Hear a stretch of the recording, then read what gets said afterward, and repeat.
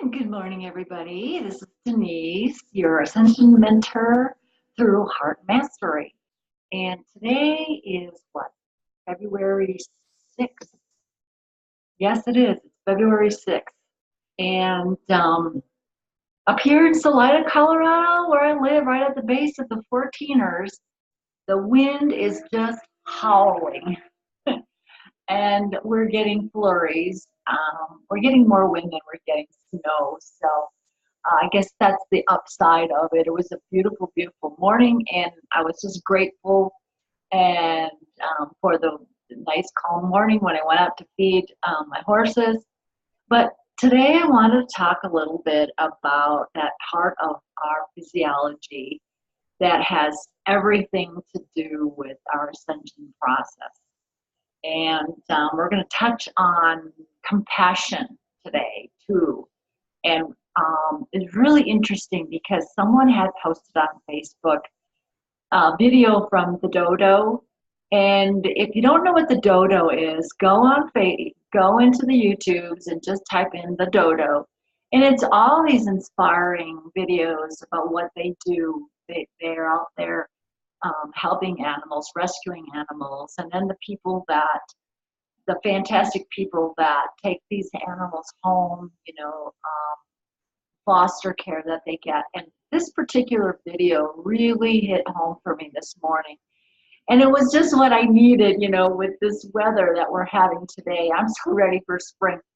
But it was this woman that was telling her story about seeing how one of the little dogs that was just rescued, she was a very small Chihuahua. And she looked like she had come out of a breeding farm. And she was very, very skinny. And she was disabled. She's special needs. And this woman had to drive 4 hours to pick up this little dog, and she really wasn't sure what she was getting into when she got there. But tiny little thing, and she brought her home, and when she put her down on the ground, her front legs were all splayed out, and she was disabled in her front legs, and her teeth, she had surgery, and she had 17 teeth removed. So you can imagine a little tiny Chihuahua, 17 teeth gone out of her jaw, what that did to her jaw. And but the heart of this little dog, knowing that she had been rescued, and the dog that could feel the heart coherence from her rescuer or her foster care person.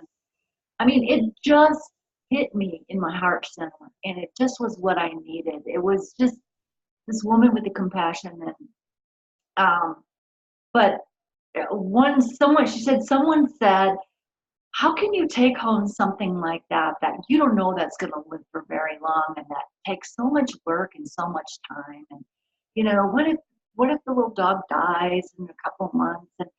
And she said, she says, I'm here for what time they have. And the dogs, they do. I learned this, animals do live in the moment. They are present. There's no such thing as tomorrow to them. And so she says, whatever I can do to help this little dog during the time it has with me, it just fills my soul.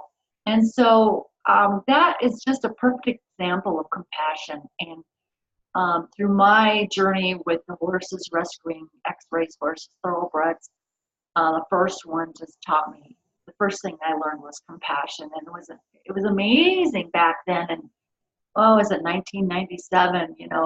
Just learning about compassion, having compassion for an animal.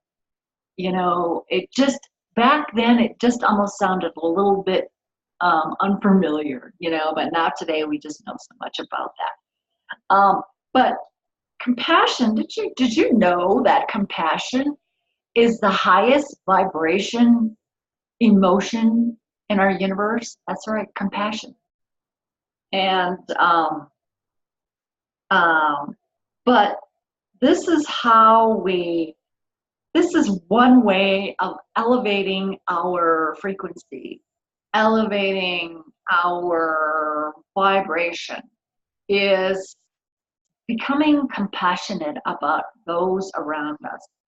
And, with the waves coming in, we're seeing how it is affecting other people, and we're seeing how it is affecting people that do not know anything about this ascension process that's going on, this shift that we're into.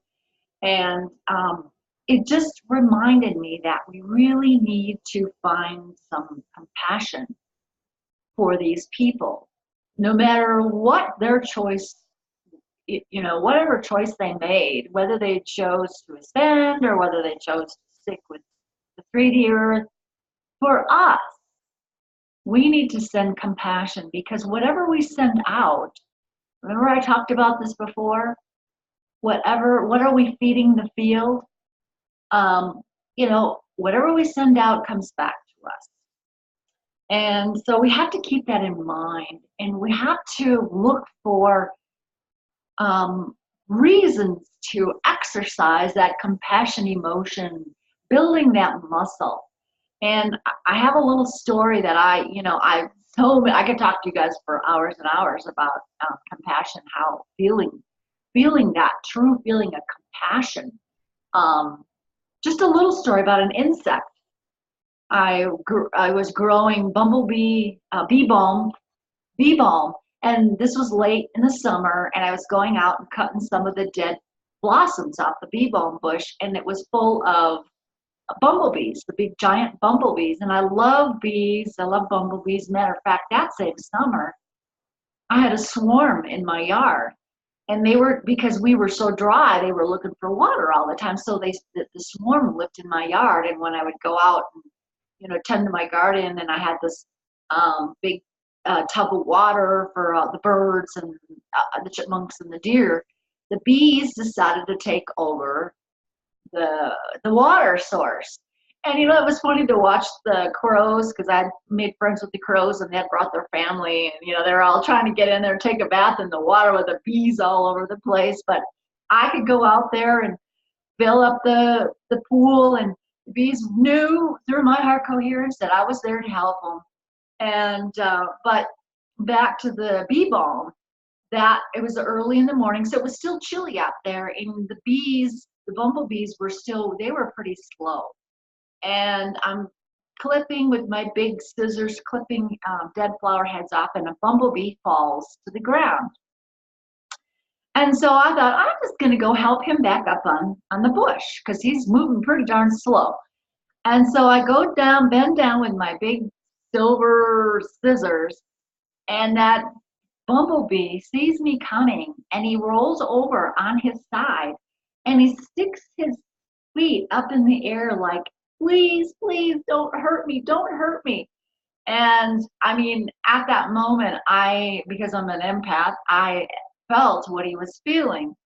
And it just hit me in my heart center. And I was just like, oh my goodness, a bumblebee is feeling terror and horror. And I just felt so bad, because I didn't realize that he, of course, didn't understand what my intentions were. So I sent him some heart energy, and he then crawled on my scissors, and I picked him up and I put him on the flower heads. But it's the same thing that the people are experiencing now with the waves coming in, that don't have a clue what's going on. All they know is they're feeling something, and they're feeling this inner panic. It's the same as the bumblebee. It's the same as I had a hummingbird that was caught in the garage, and he was at the window, and he kept hitting the window, let me out, let me out. And I was going to help him, and he was in such a state of panic, and he was hitting the window, and he went down in the corner, and he was just like, oh my gosh, he all he knew was how he felt in the moment. and he was in a state of panic, even though he didn't know that my intention was to help him. He didn't know that on the other side of that was freedom. He didn't realize that because he couldn't see ahead. He didn't see ahead. And it's the same thing for these people, what they're going through right now that don't know anything about this. They don't see ahead. All they know is what they're feeling.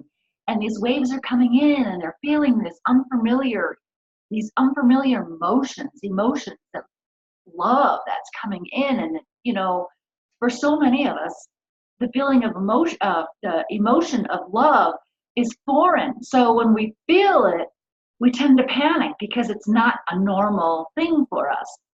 So this is what the people are going through right now. They're in panic mode because they don't see the other side of it. All they know is what they know in the moment. So we have to keep that in mind.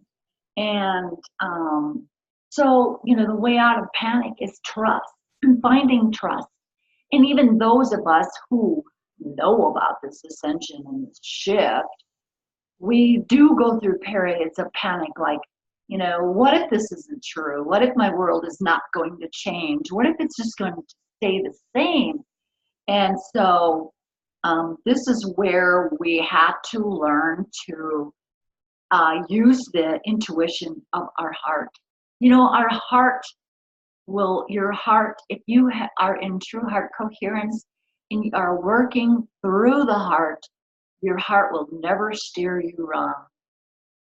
Because being in heart coherence is what raises your vibration. And when it raises your vibration, it manifests the answers to your prayers and desires that much more faster. Because there's that deep inner knowing. We're working through that heart center. And that heart center, like I've said before, is what is connected. It's the umbilical cord to the divine. And that's where all the knowing and that's where the answers are. So when we learn to trust in the heart, this process, this ascension process, starts to happen so much more faster for us. And that's why some of us are, you know, so many steps and steps ahead of someone else. And so I just wanted to talk about that today a little bit, bring that forward to you guys today. And I also wanted to talk about a little bit about the amygdala, which is this part of in our brain. It's kind of like the protection mode part of our brain. It's what stores all of our memories and our emotions. And so this is another reason to be in heart coherence. It's because when you're in heart coherence, your heart is sending signals to the amygdala. And so when it's sending coherent signals to the amygdala is releasing the hormones, the memories, and the emotions from the memories of happy feelings. You know, things that happened to you that filled you with bliss and joy and knowing. And so that's a huge reason why we need to be in heart coherence. Now, the opposite happens is if we're not in heart coherence, if we're not truly connected to a heart, and we're not truly working through the heart center and raising that vibration, the heart is sending these mixed signals to the brain, the amygdala, and what's happening is the amygdala is releasing the emotions and the hormones and the memories, the cortisol, from traumas in our life, you know, things that are sad and unhappy and depression in our life, all those negative emotions. So how can you work against that?